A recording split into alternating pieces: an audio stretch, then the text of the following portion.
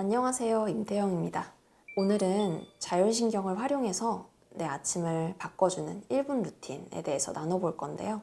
입원 치료하시거나 통원 치료하시는 환자분들 가운데에서 어떻게 하면 내가 집에서도 치료를 받지 않을 때에도 이 치료받았을 때의 가뿐함을 가져갈 수 있을까요? 하고 질문들 많이 주셨어요.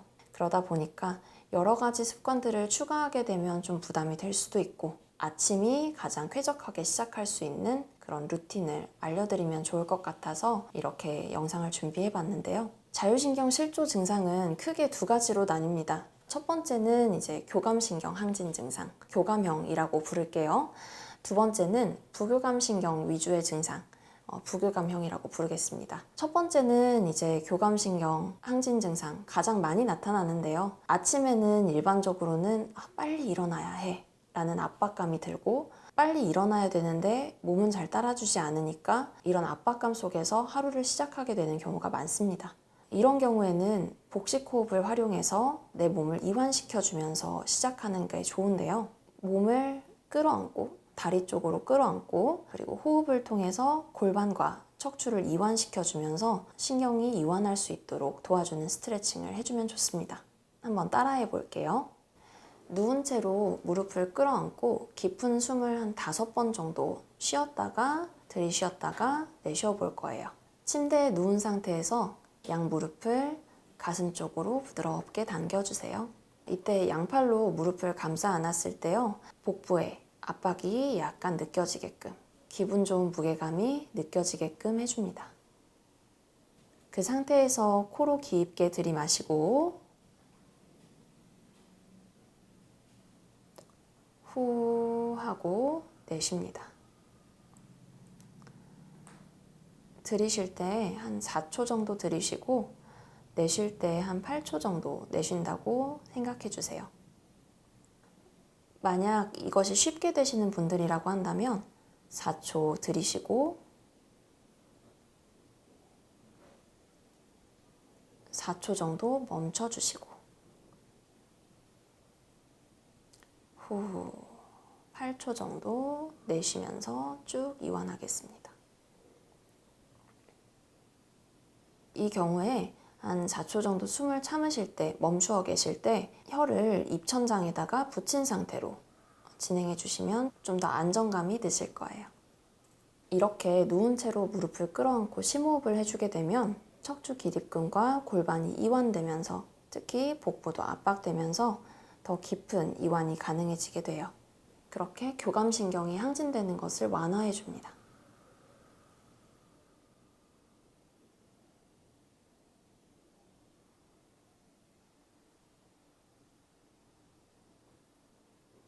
그리고 다음은 부교감형에 대한 아침 1분 루틴인데요. 부교감형의 경우에는 의욕이 나지를 않고 몸에 힘이 없어서 침대에서 몸을 일으키기조차 힘든 경우가 많습니다. 이럴 때에는 전신의 근육을 한번 깨워주는 게 중요해요. 기지개를 쭉 한번 크게 펴서 몸 전체의 근육을 한번 운동시켜주는 것이 내가 좀 활력 있게 하루를 시작하는 데 도움이 됩니다. 이제 부교감 신경 아침 루틴을 해보겠습니다. 침대에 누운 상태에서 양팔을 위로 쭉 뻗습니다. 손끝부터 발끝까지 기지개를 쭉 펴줄 거예요.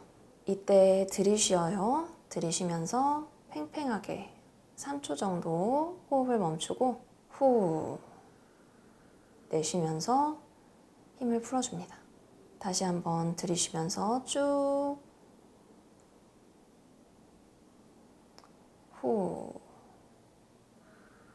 내쉽니다.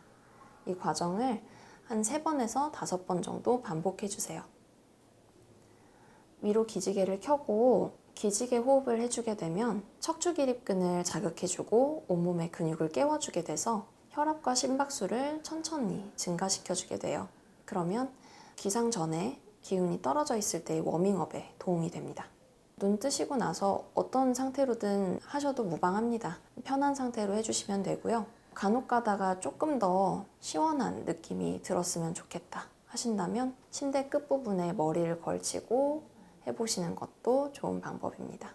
그렇게 되면 앞쪽 근육이 조금 더 많이 늘어나게 돼서 더 쾌적하게 하루를 시작하는 데 도움이 되실 거예요.